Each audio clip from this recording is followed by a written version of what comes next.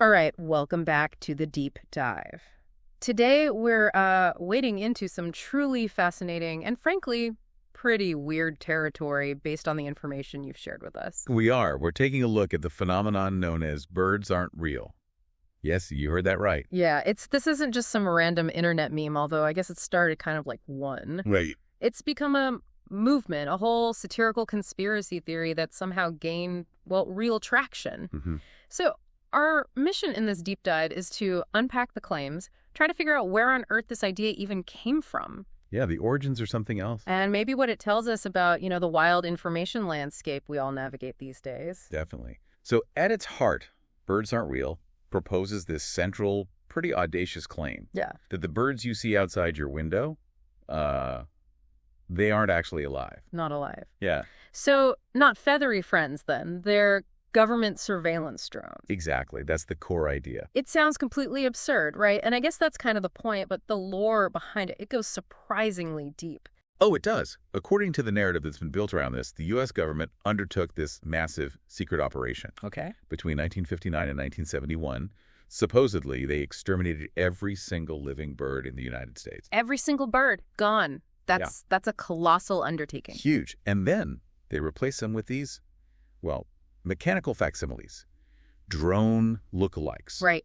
Engineered to look just like real birds. Perfectly, yeah. Yeah. And the purpose, the alleged reason for this vast, secret birdside and replacement program? Let me guess. Spying. Simple. To spy on American citizens. Okay, so they're everywhere. Little robotic spies with wings. Now, it's probably worth noting just like actual, non-satirical conspiracy theories. Right. The specific details within this birds aren't real narrative, they aren't always perfectly consistent, are they? No, not at all. The dates might shift a bit or the mechanics might change depending on who you hear it from within the movement. But the core idea stays the same. Fake birds, real surveillance. Exactly. That's the concept. And the movement has developed some genuinely amusing evidence to, back up these claims. Oh, this is where it gets particularly fun, I think. They take common bird behaviors and just put this drone spin on them. Like, why do birds sit on power lines for ages? Well, the obvious explanation, if they're drones, they're recharging. Of course. Drawing power right from the grid makes perfect sense. In their world. Right. And when a drone, leaves a little white present on your car windshield. That's not random. That's a targeted biological tracking agent.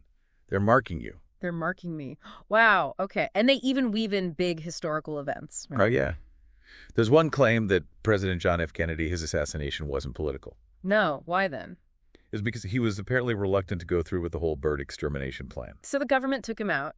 Yeah. To keep the bird drone program on track. That's the theory they put forward. It's the commitment, the bit that's really striking. It is. And these outlandish claims get amplified by those catchy slogans you see on T-shirts and things. Exactly. Like the very direct, if it flies, it spies. Hard to forget that one. Okay, so that's what it is. But how? How on earth does something that's utterly bizarre even get started? It wasn't like some secret document leak, was it? Not at all. The sources say it began incredibly spontaneously. Really? Yeah, it traces back to one specific moment and one person, Peter McIndoe. Peter McIndoe, and he started this whole thing on a whim. On a whim. Picture this. January 2017, he's at the Women's March in Memphis, Tennessee. Okay. And there are also pro-Trump counter-protesters nearby. It's that kind of charged atmosphere. Right. I can imagine. And so in that environment, he just grabs a poster, impulsively writes, "Birds aren't real" on it. Just like that. Just like that. And then starts improvising this whole conspiracy theory about birds being government spies, talking to the counter-protesters around him. So it was like spontaneous satirical performance art, basically, in that moment. Pretty much, yeah. Yeah. A reaction to the situation. That's wild. So it wasn't some planned campaign launch. It was born out of a single improvised interaction at a protest. That's what the sources point to. But here's where it really caught fire. A video of McIndoe doing this at the march. It went viral online. That was the catalyst.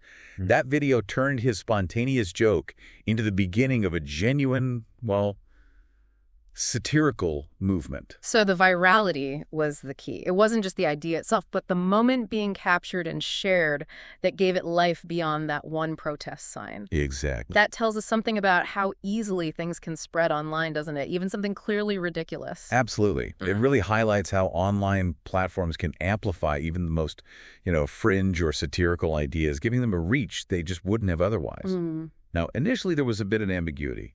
McIndoe did post on Facebook soon after, calling it a satirical movement. Okay, so he admitted it early on. Well, he then disclaimed that post. Yeah. Claimed a fired staffer wrote it, sort of leaning back into the conspiracy persona. Ah, playing the game. Right. He didn't publicly and definitively admit it was satire until 2021.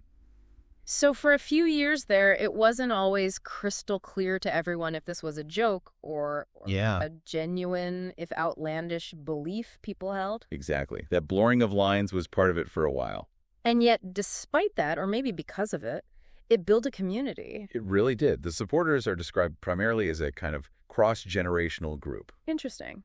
And their interest, it seems to stem mostly from a place of shared satire, like a way to engage with and laugh at the real phenomenon of internet conspiracies by joining a fake one. That seems to be the core motivation. They're largely in on the joke. Right. And the visibility grew surprisingly fast. By 2018, estimates were putting thousands of people as being in on the joke. Thousands. From one guy with a sign just a year before, that's incredible growth. It really is. By 2021, some reports suggested hundreds of thousands of members or adherents to the idea. Wow. And, looking at metrics like social media, as of January 2025, their official X account had just over 100,000 followers.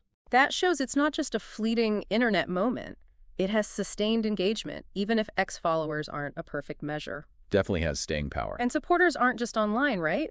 The sources mention them actually demonstrating, with signs promoting the theory. Yeah, taking it offline. There was even a physical billboard put up in Memphis, Tennessee back in 2019, just stating, "Birds aren't real." A billboard, taking the online joke right into the physical landscape. That's commitment. And they even took it to the heart of, the platform with the bird logo. You mean Twitter? Or X, I guess? Yeah. In 2021, some supporters actually demonstrated in front of Twitter's San Francisco headquarters. Doing what? Demanding the company change its logo because, birds aren't real. Oh my goodness. That level of commitment to the premise, even when it's clearly satirical, it really speaks to the power of these online communities, doesn't it? It does. They found this shared language, a shared purpose, even if that purpose is built on, an absurd premise.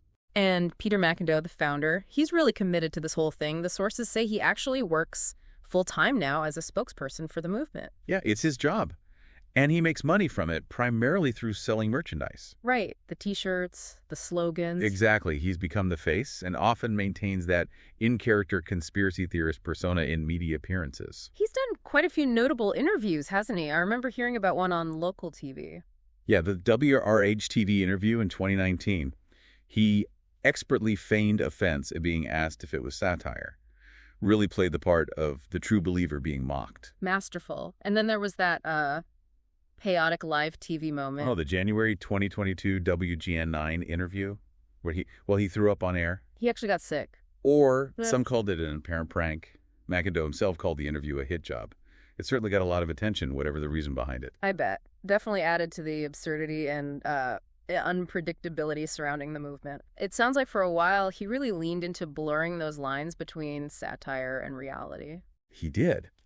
But the sources indicate he has started to pull back the curtain more recently. How so? Well, that January 2022 Vice profile was reportedly his first media interview where he was not in character, finally speaking openly about the satire and the intent. Okay, that's significant. And then there was the 60 Minutes interview, right?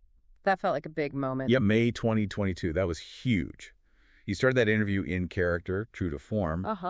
But then he broke character during the interview to fully explain the why behind the movement, what the purpose was. And what did he say the purpose was, according to the sources? Well, they paraphrase his intent. It's about taking this concept of misinformation, which is genuinely scary and overwhelming for a lot of people. Yeah, it really is. And creating a kind of safe space where people can laugh at it instead of being terrified by it. Like accepting the lunacy of it all, as he apparently put it? Exactly. And just being a bird truther for a moment in time when everything's so crazy, using absurdity to confront absurdity, basically. That makes a lot of sense, actually. He also notes that it explores that us versus them mentality that's so prevalent in genuine conspiracy theories. How so? By creating this clear us, those who are in on the joke, and them, those who aren't, or maybe the government controlling the birds, it mirrors the social dynamics you see in real conspiracy groups. That's insightful. Yeah, McIndoe even gave a TED Talk in 2023.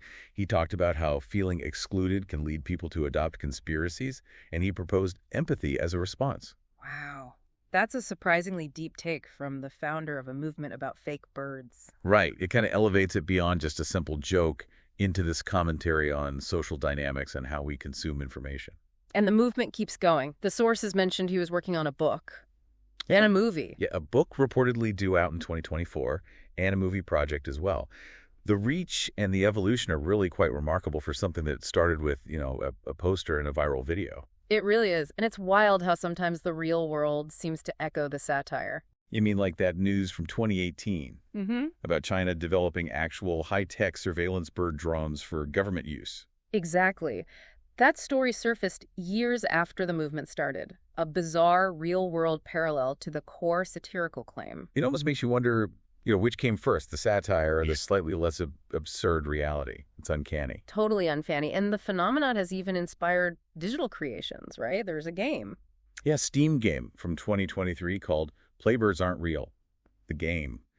Apparently, you perform surveillance tasks from the perspective of a bird drone. Oh, wow. Talk about life imitating art, imitating, well, internet jokes. Exactly. So we've taken this deep dive into the claims, the totally unplanned origins, the community that grew around it, and the surprising sort of trajectory of this whole satirical movement. Yeah, what began with just a spontaneous joke at a protest, really amplified by a viral video, has genuinely evolved into something more, something that serves as a commentary on how we interact with information, how we process absurdity, and how we build communities in this digital age. It really makes you pause and think, doesn't it? Right. About the flood of information you encounter every day. How do you sort through it all? What's real, what's intended as satire, and what falls into that murky space in between where the intent isn't always clear? That's a great question, and maybe a final thought to leave people with. If a movement based on a premise this transparently, openly ridiculous can gain such widespread attention, build a real community, and sustain itself for years, what does that tell us? What does that tell us about the human desire to belong or to believe, or maybe just that fundamental need to find ways to laugh at the overwhelming, sometimes nonsensical nature of the modern world? It's definitely something to consider long after you stop thinking about robotic pigeons. Absolutely. A lot to chew on there.